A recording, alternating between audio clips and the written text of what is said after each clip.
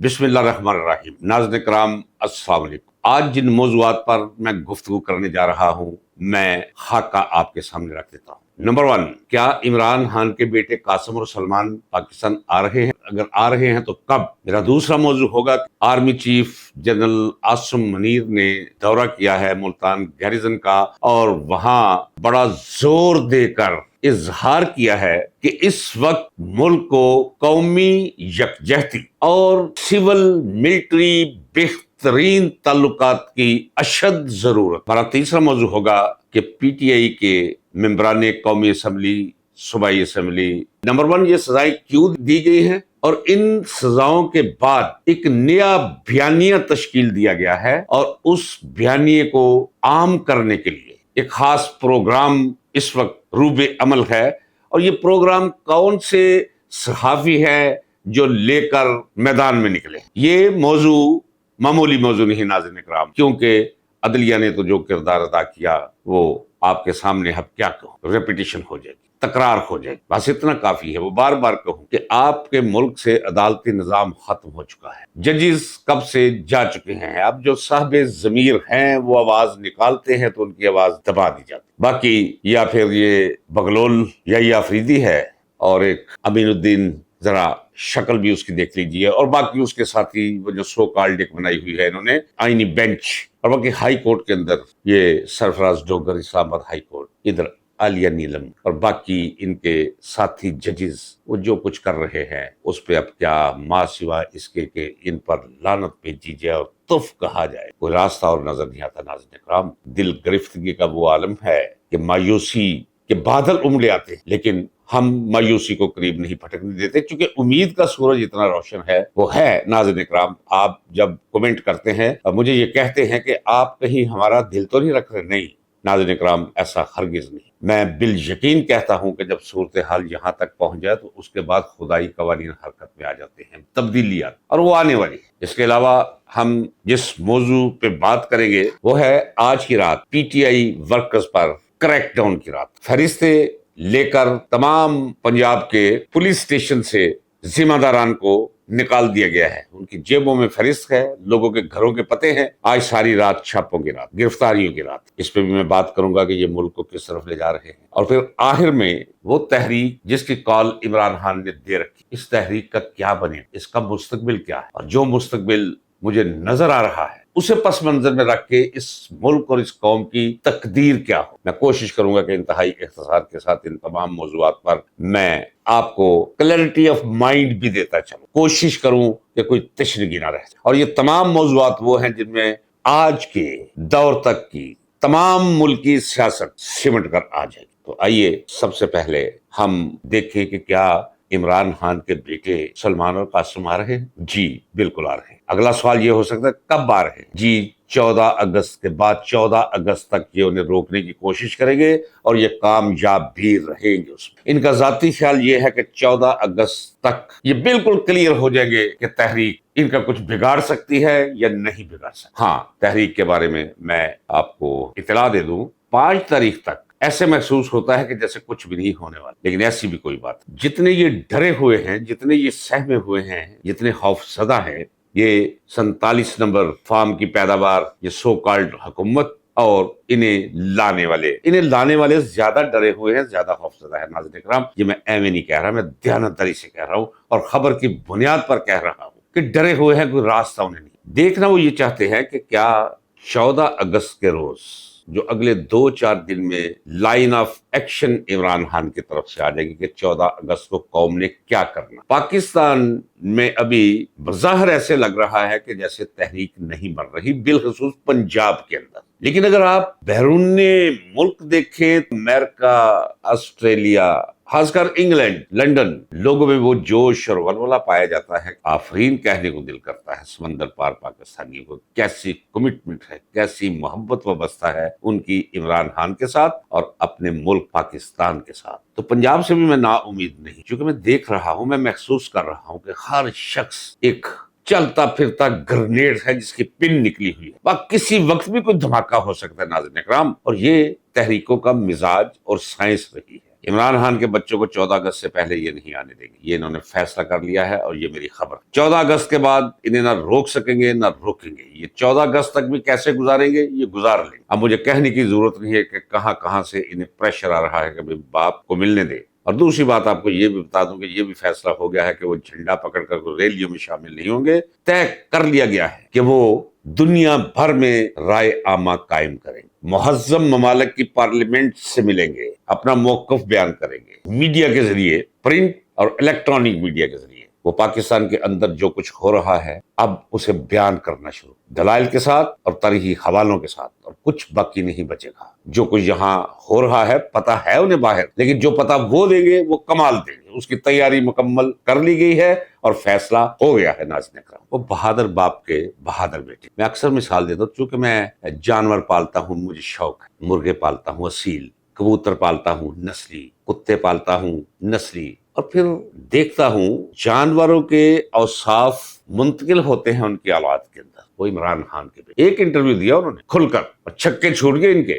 اس میں کوئی شک نہیں کہ پاکستان کے اندر بھی جو کوششیں جاری ہیں اور جو پریشر ہے، جو عوام کی محبت وابستہ ہے عمران خان کے ساتھ، یہ پیغام ملتا ہے انہیں کہ لوگ بہت ناراض ہیں۔ بالخصوص جس دن عمران خان نے یہ کہا تھا کہ غفور انجم نامی ایک سنتری جو سپرنٹینڈنٹ ہے، بد شکل سا، کہ یہ مجھ پر ظلم ڈھا رہا ہے، نام لے لے کر شروع کر دیا تھا عمران خان، اور لوگوں کے اندر ایک اشتعال تھا، اس اشتعال کا پتہ ایجنسیوں نے بھی پہنچایا اوپر تک۔ اس کا بھی عمل دخل ہے عمران خان کو قانون کے مطابق سہولیات میسر آنے میں، لیکن اصل جو کردار ادا کیا وہ عمران خان کے بیٹوں نے جو انٹرویو میں کہا۔ ایک انٹرویو کا دھکا یہ نہیں سہ سکے، اخباریں بھی مل گئی، سب کچھ مل گیا، حالات بھی بدل گئے، گند پھیلانا بھی چھوڑ دیا، بجلی کاٹنا بھی چھوڑ دیا۔ آپ سارے گواہ ہیں کہ میں بڑے درد دل کے ساتھ میں پاک فوج کی قیادت کو مسلسل یہ کہتا چلا رہا ہوں، مشورہ دیتا چلا رہا کہ خدا کے لیے خدا کا خوف کرو، اس ملک پر رحم کرو، اس قوم پر رحم کرو،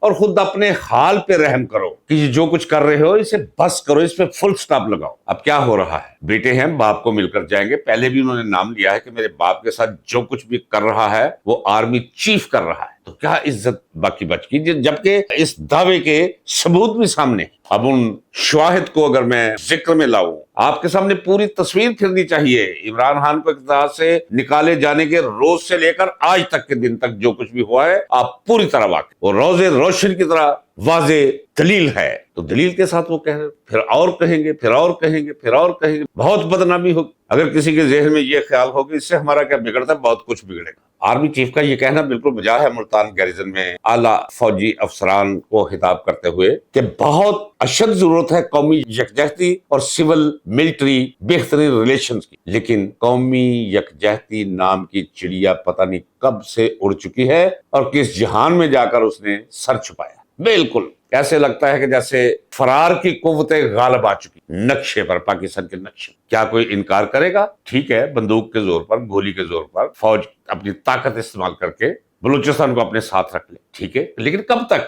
فرار چاہتے ہیں وہ، علیحدگی چاہتے ہیں، توڑ دینا چاہتے ہیں وہ پاکستان کو۔ بھائی میں آپ کو پکچر دکھا رہا ہوں، میں کون سا جرم کر رہا ہوں؟ مجھے دوست کہتے ہیں کہ باز آ جا کرو، ایسے نہ۔ بابا میں اپنے گھر کی دیواریں ڈھہتے ہوئے دیکھتا ہوں اور میں یہ نہ کہوں، بنیادیں بیٹھتے ہوئے دیکھتا ہوں اور میں یہ نہ کہوں کہ بنیادیں بیٹھ رہی ہیں، دیواریں گرنے کو ہیں۔ بھائی گھر ہے میرا یہ۔ اسی طرح کے پی کے کیا ہوا آج کیا کوئی دن ایسا نہیں جاتا، خبریں چھپائی جاتی ہیں۔ ناظرین اکرام، میں آپ کو دیانتداری سے کہتا، بار بار مجھے کہنا، جس کا جی کرے یقین کرے، جس کا جی کرے یقین نہ کرے، کوئی روز ایسا نہیں گزرتا جب کے پی کے اندر مسلح گروہ فوج اور پولیس اور سرکاری دفاتر پر حملہ آور نہیں ہوتے، جہاں موقع پاتے ہیں حملہ کر دیتے۔ آج پھر چوکی ایک اڑا کے رکھ دیا، وہ دیکھ لیا آپ نے ٹی وی پر، چھت ٹوٹ گیا، دیواریں گر گئی، فرنیچر ٹوٹ گیا، اب بیڑا غرق ہوا پڑا ہے روزانہ کی بنیاد۔ تو کہاں گئی قومی یکجہتی؟ رہی بات جنرل آصف منی صاحب کی، قومی یکجہتی کی ضرورت ہے، میں دیانتداری سے کہتا ہوں، پاکستانی کی حیثیت سے کہتا ہوں۔ آپ کو یاد ہے کہ میں نے آج سے 1.5 مہینہ پہلے میں نے کہا تھا کہ سوچو خدا کے بندو، یہ اسرائیل نہیں ہے، یہ امریکہ ہے، چونکہ امریکہ اس کے ہاتھ میں، امریکہ کی ساری خارجہ پالیسی مین اس کے ہاتھ میں ہے۔ ضرورت نہیں ہے کسی، نہ پینٹاگون کی، نہ کسی اور کی، نہ پریزیڈنٹ کی، فالو کرتے ہیں اسے۔ کیا کیا اس نے؟ کدھر گیا ایجپٹ، کدھر گیا لبنان، کدھر گیا عراق، किधर गया शाम, बाकी अफगानिस्तान को तो छोड़े, यमन को तो छोड़े, ईरान। और मैंने आपसे कहा था कि ईरान के बाद पाकिस्तान की बारी। याद है नाज़रीन इकराम? जरा याद रखिए मेरी वीडियोस, ये तारीखी रिकॉर्ड। आखिरी हदफ पाकिस्तान का है इजराइल, क्योंकि यही एक कांटा है जो उसके कल्ब के अंदर चुभता है और मुसलसल इसका दर्द महसूस किया जा रहा है। आप तस्लीम भी कर ले फिर भी नहीं बचेंगे। अव्वल तो तस्लीम करोगे, जो भी करने की कोशिश करेगा आवाम के हाथों नहीं बचेगा। ये तो कायदे आज़म मोहम्मद अली जिन्ना फरमा गए हैं कि बिल्कुल नहीं। जुल्फ़िकार अली भुट्टो ने इजराइल के खिलाफ अपनी सारी एयरफोर्स वहां भेजी, उस मर्द कलंदर ने। और गजा में जो कुछ हो रहा है, ये सब कुछ देखते हुए इन हालात में कोई जुर्रत करे इजराइल को तस्लीम करने की, तो इसका मतलब ये है कि वो उसके साथ खड़ा है। और इजराइल क्या चाहता है ये मैं आपको बता चुका हूं। एक फलस्तीनी को भी वो वहां नहीं रहने देना चाहता। मैं ये भी कह चुका हूं कि हालात उस तरफ जा रहे हैं कि फलस्तीनियों को तकसीम करना पड़ेगा मुसलमान ममालिक में,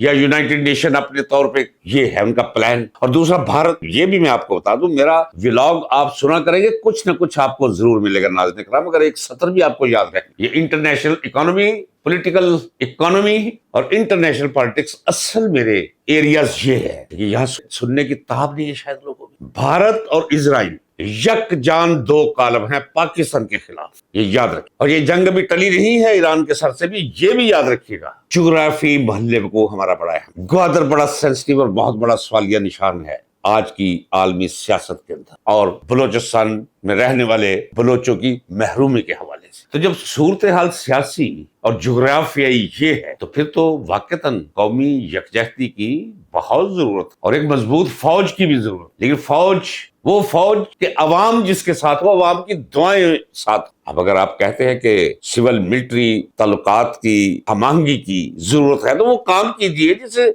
हमांगी पैदा हो। और बाबा ये चोर, ये उचक्के, ये लुटेरे, ये टीटीज के माहिर, ये कल के गरीब गुरबा साइकिलों पर फिरने वाले शरीफ की औलाद, इनका टैक्स पता कर लो। ऐसे 40 वर्ष पहले क्या था सियासत में आने से पहले। और भाई ये प्रॉपर्टी टैक्स क्या था इनका, इनकी प्रॉपर्टी क्या थी? कुछ भी नहीं, लूट कर खा गए इस मुल्क को, आपको भी पता है। जब आपने इन्हें ठिकाने लगवाना था तो ट्रालियां भर भर के इनका सारा रिकॉर्ड वो आज भी आपके पास है वो दिया, और ऐसे लोगों को लाकर आपने बिठा दिया। फिर आप कहते हैं कि पब्लिक के साथ आपके ताल्लुकात जो है बड़े खुशगवार हो जाए, कभी नहीं होंगे। उसकी वजह सुन लीजिए, उसकी वजह यह है कि 90% इससे जायद अवाम इमरान खान के साथ है। मैंने जिंदगी में कभी किसी के साथ ऐसी अकीदत व्यवस्था नहीं देखी। मैं अपने रब्बे करीम को गवाह करके कहता हूँ, मैंने जुल्फ़िकार अली भुट्टो की भी मकबूलियत देखी है, थी, लेकिन ये नहीं थी, उसके साथ तकदीस नहीं जुड़ी हुई। और जब पीक पर था जुल्फ़िकार अली भुट्टो तो क्या था, बलूचिस्तान में कुछ भी नहीं था उसका, एक सीट थी। केपीके में कुछ भी नहीं था उसका, 2 सीटें थी बस। वो तो पंजाब और सिंध, और वो भी आहिस्ता आहिस्ता जमीन बोस मकबूलियत होती। तो ये तो मामला ही और है कोई, ये तो एक एक्सेप्शनल केस है। आप 90% अवाम के लीडर को, उनके महबूब को इस तरह जेल में बंद रखेंगे, रिश्ते देंगे, नाजायज मुकदमात, जो मुकदमात है ही नहीं, आप बंदूक के जोर पे, बूट के जोर पे, लाठी के जोर पे, डंडे के जोर पे अंदर रखेंगे आप, और फिर कहेंगे कौम को कर लो भी जो करना जी। तो फिर कौम कैसे आपके साथ हुई? कौम आपके साथ बिल्कुल नहीं। वो जो जंगी माहौल पैदा हुआ था वो भारत के खिलाफ थे लोग, वो आज भी होगा तो उसके खिलाफ हो जाएंगे। और यही एक एज है आपको कि भारत पाकिस्तान का दुश्मन है। हमारा दावा है कश्मीर पर, कश्मीर एक मुतनाज़ा खित्ता है, बस ठीक है। अगर वो ना रहे तनाज़ा तो फिर क्या है? शक्लें एक जैसी, लिबास एक जैसे, जुबान एक जैसी, तकरीबन ऑलमोस्ट। जिस तरह इधर हर जगह पे उर्दू समझी जाती है, वहां भी उर्दू हर जगह समझी जाती है। हिमाचल प्रदेश चले जाए, वहां भी उर्दू बोले, लोग समझ लेते हैं। उसमें कोई शक नहीं कि इस वक्त भारत पाकिस्तान को तबाह करने की, बर्बाद करने की, वो हर वक्त प्लानिंग करता रहता है। इजराइल के साथ उसका पूरा गठजोड़ है पाकिस्तान की। मजबूत फौज की हमें जरूरत, एक ऐसी फौज जिसके साथ उसके अवाम हो, दिल धड़कते हो, उसका इंतजाम कीजिए। ये डिब्बा फिल्म बंद कीजिए 12 डिब्बों के अंदर और फेंकिए किसी कचरे में, कौम आपके साथ खड़ी हो जाएगी। मत लीजिए सियासत में हिस्सा, बंद कर दीजिए, काफी हो चुका। मुल्क डूबने, टूटने और बिखरने पे आ पूरी एक तारीख।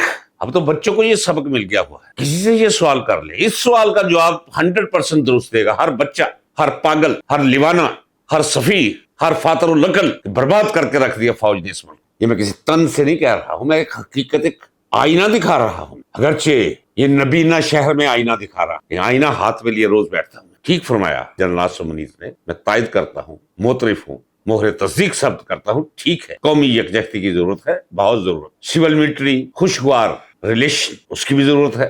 ये दोनों जरूरतें आप पूरा कर सकते, और जितनी जल्दी हो सके ये कर लीजिए, अगर ना फिर यही कुछ है जो चल रहा। हमारा अगला टॉपिक है पीटीआई के मेंबराने पार्लियामेंट को सजाएं देने और कारकुनों को सजाएं देने के बाद इतना स्पीडी इनजस्टिस। अब एक नया बयानिया تشکیل دیا گیا ہے اور اس بیانیے کو عام کرنے کے لیے صحافیوں کو استعمال میں لایا گیا ہے. جس طرح یہ ملک کا بیڑا غرق کرنے کے لیے عدلیہ کو استعمال کیا گیا، یہاں عدلیہ استعمال نہیں اب ہو سکتی، اب شعبہ صحافت کی ضرورت. اور یہاں میں کہتا ہوں کہ یہ دائرہ بھرا ہوا ہے مامے مدوں سے. آپ ایک مامے مدے کی بات کرتے، جسے ہلا کر دیکھیں، جسے بلا کر دیکھیں، جس پر غور کریں، آپ کو ماما مدہ دکھائی دے گا. وہ طاء الحق قاسمی ہو، وہ جیدہ چنگڑ ہو، وہ مبشر لقمان ہو، وہ سہیل وڑائچ ہو، وہ منا منیب ہو، وہ آدھی عورت آدھا مرد منصور علی خان ہو، وہ سلیم صافی ہو، یہ سارے اسی کماش کے لوگ. اب آئیے ایک لطیف واردات اس سے میں آپ کو آگاہ کرتا تاکہ آپ کو کچھ جان کر، کچھ سن کر، جو بیانیہ انہوں نے گھڑا ہے، تراشا ہے، دیا، آپ پر مایوسی تاری نہ. پہلے آپ کو یہ بتا دوں، پھر بیانیہ سمجھنے میں آپ کو ذرا آسانی ہو. ان کا ذاتی خیال یہ ہے کہ عمران خان کو یہ جیل میں رکھیں گے، پی ٹی آئی کے لوگوں کو اگلے 1 مہینے کے اندر اندر مزید سزائیں سنائیں گے، جیلیں بھر دیں گے. ایک تو ان سے چھٹکارا پائیں گے، دوسرا ایک خوف اور وحشت طاری کر دیں گے معاشرے پر کہ کوئی پی ٹی آئی کے لیے سڑکوں پر نہیں. اور پھر یہ آرام سے یہاں حکومت کریں، یعنی موجودہ فوجی قیادت اور یہ 47 نمبر گدے یہ مل کر حکومت کریں. اب یہاں ایک بڑا لطیف سا پہلو شریف خاندان جو لے کر آیا ہے، کہنے دیجئے مجھے، سچ ہے نا بھائی، جنرل عاصم منیر کو جو 2 دن کے بعد ریٹائر ہونے والے تھے وہ لے کر آئے ہیں نا. تو ایک آدمی جو ریٹائر ہو رہا ہے، بلکہ ہو چکا ہے، سامان باندھ لیا ہوا ہے، بس سارے بیگ بندے ہوئے ہیں اور ہمیشہ کے لیے ریٹائرمنٹ کے لیے جا رہا ہے. اسے کوئی کہے آوی تجھے چیف بناتا ہوں. تو ان کا خیال یہ ہے کہ عاصم منیر اور ان کے ساتھی جرنیلوں کے ساتھ مل کر ہم اس ملک میں کے طویل عرصے تک حکومت کریں گے. اب شریف خاندان کے اندر ایک نیا سوال کھڑا ہو گیا ہے کہ جناب یہ حکومت کون کرے گا؟ بیانیہ جو تشکیل پایا ہے اس کے 2 پہلو ہے. پہلا پہلو یہ بی بی ٹک ٹاکر یہ ہاری ہوئی، جس کی قابلیت اور صلاحیت شاید یونین کونسل کے چیئرمین کے برابر بھی نہ ہو، کہ بی ڈی ممبر ٹائپ، یہ کونسلر ٹائپ، اس کا امیج ابھارا جائے کہ بہت دانشور ہے، بہت سمجھدار ہے، بہت ذہین ہے، بہت فتین ہے. تو شروع کر دیا ہے. سہیل وڑائچ کو اس کام پہ لگا دیا، عطاء الحق قاسمی کو اس کام پہ لگا دیا ہے. باقی چھوٹے چھوٹے یہ برساتی مینڈک وہ لگے ہوئے اس کام پہ. مثلا اشارہ آپ کو میں دیتا ہوں، ذرا سنیے گا ناظرین، تاکہ آپ کو یہ پتا چلے کہ اس وقت پلاننگ کیا ہے، اور اس پلاننگ کو سامنے رکھتے ہوئے ہم پاکستان کی مستقبل قریب کی سیاست کا نقشہ کیسا دیکھ سکتے. یہ تو آپ کے علم میں ہے کہ جب شہباز شریف جسے زبردستی ہمارے سروں پہ وزیر اعظم بنا کر تھوپا گیا اور ہمارے صبر کا امتحان لیا جا رہا ہے. چلیں وزیر اعظم صحیح، ان کے لیے جنہوں نے بنایا ہے، یا اپنے لیے وہ وزیر اعظم ہی صحیح. جب وہ لاہور آئے تو آپ نے دیکھا ہے کہ کوئی آئی جی اسے پروٹوکول کے لیے ایئرپورٹ پر نہیں پہنچ. چیف منسٹر جو اس کی بھتیجی ہے وہ لفٹ نہیں کراتی. اسی طرح وہ آتا ہے بیچارہ جیسے کوئی لاوارث آتا ہے اور لاہور میں پھر پھرا کے وہ چلا جائے. اتنا ہی کافی. اس ریفرنس سے آپ یہ سمجھ سکتے ہیں کہ ان کے گھر کے اندر کتنا تناؤ اور کتنی کھینچا تانی ہے اور کتنی نفرت ہے ایک دوسرے سے، کتنا بیر اور عداوت ایک دوسرے کے لیے ان کے دماغوں میں. اب بیانیہ یہ 2 پہلوؤں پر مشتمل ہے. نمبر 1 کہ مریم نواز کا امیج بلند کیا جائے تاکہ جتنی جلدی ہو سکے اسے وزارت عظمیٰ کے منصب تک پہنچایا جائے. جب تک یہ آسمان ہے اس کے نیچے یہ واقعہ کبھی نہیں ہوگا. ناظرین کرام یہ یاد رکھیں، مطمئن رہی، خاطر جمع رکھیں. لیکن ان کے اپنے عزائم تو دیکھیں نا. اس کی پروجیکشن کے لیے انہوں نے اب ذمہ سونپا ہے صحافیوں کو. عدلیہ سے جو کام لینا تھا وہ تو لے لیا، وہ لے بھی رہے ہیں، وہ چل رہا ہے کام. لیکن یہاں صحافیوں کا کام، صحافی 2 قسم کے ہیں، وہ بھی صحافی کہلاتے ہیں. یہ جو آپ ٹی وی اسکرینز پر دیکھتے ہیں، ہوسٹ، اینکرز، میزبان، اور دوسرا پرنٹ میڈیا میں کالم نگار، خبریں تلاش کرنے والے یا خبریں تخیل میں گھڑ کر ان کی خدمات انجام دینے والے. لہٰذا میں شروع کرتا ہوں برساتی مینڈکوں میں سے ایک مینڈک میں اٹھا لیتا. حیثیت اس کی یہ ہے کہ مارا مارا پھرنے والا،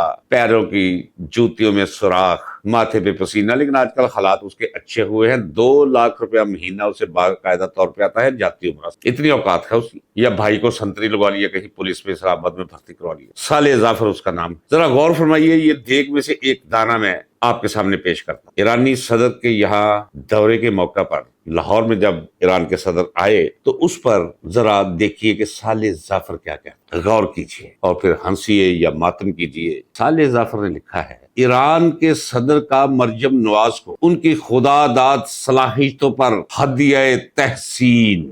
مریم نے ایرانی صدر کے ساتھ ابھرتے عالمی منظر نامے پر دور اندیشانہ گفتگو کرا. اندازہ فرمایا مریم نواز اور عالمی سیاست پر دور اندیشانہ گفتگو، اور وہ کون کرے گی؟ مریم نواز۔ آگے چل کر لکھتا ہے صالح ظفر، ایرانی صدر نے مریم نواز کو بین الاقوامی معاملات میں ان کے گہرے شعور پر ہدیہ تبریک پیش کیا اور توقع ظاہر کی کہ پاکستان مریم نواز جیسی قیادت کی موجودگی میں اپنے مستقبل کے حوالے سے مطمئن رہ سکتا ہے۔ یہ میں نے زمین پر رینگنے والے حشرات الارض میں سے ایک کیڑا پکڑا ہے، رینگتا ہوا زمین پر، صحافت کی زمین پر۔ اور اب باجی سہیل وڑیچ کی طرف، وہ کیا کہتا ہے؟ وہ کہتا ہے کہ عمران خان ڈٹ کر نہیں کھڑے، وہ صلح کے لیے تیار ہیں، شرائط پر تیار نہیں، معافی بھی مانگ لیں گے اگر ان کو اقتدار مل جائے۔ وہ کرسی سے نیچے بالکل تیار نہیں، جب تک موجودہ سیٹ اپ ہے کرسی نہیں ملے گی عمران۔ یہ بھی ایک نئے بیانیے کا حصہ ہے۔ میں ذاتی طور پر جانتا ہوں جو لوگ مل کر آئے ہیں عمران، میں ایک ایک سکتہ اس کا بھی گواہ ہوں، میں ایک ایک لفظ اور ایک ایک جملے کا گواہ ہوں، میں دیکھنے کے اس انداز کا گواہ ہوں کہ جب کوئی آفر لے کر گیا تو اسے عمران خان نے کس نظر سے دیکھا اور کیا الفاظ کہے۔ یاد ہے آپ کو میں نے تاریخ بھی بتائی، اس نے کہا تھا عمران خان نے کہ یہ اس حصے کو کیا کہتے ہیں، اس نے اشارہ کیا اس حصے کو کیا کہتے ہیں، اس نے کہا اسے پور کہتے ہیں، اس نے کہا جا کر کہہ دو میرا پور کاٹ دو، مجھے ساری زندگی جیل میں رکھو اور جتنی اذیتیں آزما سکتے ہو آزما لو، میں ڈیل نہیں کروں گا، میں اگر رہا ہوں گا تو عدالتوں کے ذریعے رہا ہوں، آپ عدالتوں کو اگر دبا لو گے وہ انصاف نہیں کریں گی، میں اس بے انصافی کو قبول کر کے جیل میں بیٹھا رہوں گا، لیکن یہ نہیں ہو سکتا کہ میں آپ کے ساتھ کوئی ڈیل کروں اور آپ کی یہ بات مانوں کہ میں پاکستان سے باہر چلا جاؤں یا میں بنی گالا چلا جاؤں یا میں پشاور چلا جاؤں اور عوام سے رابطہ نہ رکھوں اور کچھ 2 سال تک خاموشی اختیار کروں۔ یہ بالکل نہیں ہو سکتا۔ تو یہ انہیں بھی پتا ہے، میں سوچتا ہوں کہ یہ اس طرح جھوٹ کیسے بول لے، کیا انہوں نے لوگوں کو کوئی بیوقوف سمجھ رکھا ہے؟ لیکن پھر دھیان جاتا ہے ادھر کہ جب بندہ صرف شکم کا بندہ رہ گیا ہو، جب صرف مفادات کا بندہ رہ گیا، جب نفع اور نقصان ہی اس کا ترازو ہو، کوئی اخلاقیات نہ ہو، کوئی اصول نہ ہو، کوئی نظریات نہ ہو، کوئی ملک نہ ہو، کوئی قوم نہ ہو اس کی نظر میں، صرف اپنی ذات ہو اور اپنے مفادات، اور اپنی ذات اور اپنے مفادات کی اینکوں سے وہ باقی ساری دنیا کو دیکھتا ہے، پھر اس سے کیا توقع کر سکتے ہیں؟ پھر یہ سہیل وڑیچ بن جاتا ہے۔ دوسری طرف وہ عطاء الحق قاسمی ہے، وہ بھی شہباز شریف کے خلاف، وہ نواز شریف کے پیرول پہ، وہ بی بی ٹک ٹاکر کے پیرول پہ۔ آپ کو یاد نہیں؟ اسے تو شرم بھی نہیں آتی، اس عمر میں شرم۔ اچھا شرم کیسی آئے گی؟ چلے وہ کچھ خواتین بیٹھی ہوئی تھی جو پی ٹی وی میں کام کرتی ہیں، اب تو خاصی ڈھیڑ عمر ہو چکی ہیں، تو میں نے پوچھا کہ یہ عطاء الحق قاسمی یہ بھی یہاں، انہوں نے کہا چپ پہ کرو، جو انہوں نے کہا ماؤں بہنوں بیٹیوں نے بھی دیکھنے میں کچھ صرف اتنا کافی ہے کہ استادگی کے لیے 24 گھنٹے ویاگرا اس کی جیب میں ہوتا تھا، پتہ دو بس، اس کے علاوہ میں کوئی کمنٹری نہیں اس بدقماش شخص پہ کروں۔ وہ کیا کہتا ہے؟ وہ کہتا ہے جی آج پاکستان کے اندر نواز شریف کے قد کا کوئی لیڈر موجود نہیں، اس میں کوئی شک نہیں کہ نواز شریف کے قد کے برابر کوئی بھی نہیں، اتنا پستہ قد ہے اس کا کہ زمین پر دیکھیں سر جھکا کر، رکوع میں جا کر دیکھیں وہ نظر نہیں آتا پاکستان کی سیاست، واقعتاً اس کے قد کا کوئی لیڈر نہیں۔ یہ وہی عطاء الحق قاسمی ہے کہ جس نے لکھا جب یہ وزیر اعلیٰ بنائی ماں کی حکومت، تو میں نے ایک ولاگ کیا جس کا عنوان ہی یہ تھا، یہ ماں ہوگی تیری۔ اور پھر آج آپ دیکھ رہے ہیں کہ اب نواز شریف کو، مریم نواز کو، کہ ان کا قد بڑھانے کے لیے، اپنی طرف سے انہیں عوام میں مقبول کرنے کے لیے، سیاسی گمنامی کے اندھیروں سے نکالنے کی کوشش کے ضمن میں اب یہ کیا کہہ رہا ہے کہ جی دیکھیں جی نواز شریف کتنا عظیم آدمی ہے، مجھے اس نے اپنے گھر میں بلایا، اس سے زیادہ محبت کیا ہو سکتی ہے، اس سے زیادہ بڑا پن اور کیا ہو سکتا ہے۔ نواز شریف کے بارے میں یہ عام ہے کہ وہ رنڈی سے تشبیہ دیتا ہے صحافیوں کو اور بھونکنے والے کتے کہتا ہے، اور یہ کہتا ہے کہ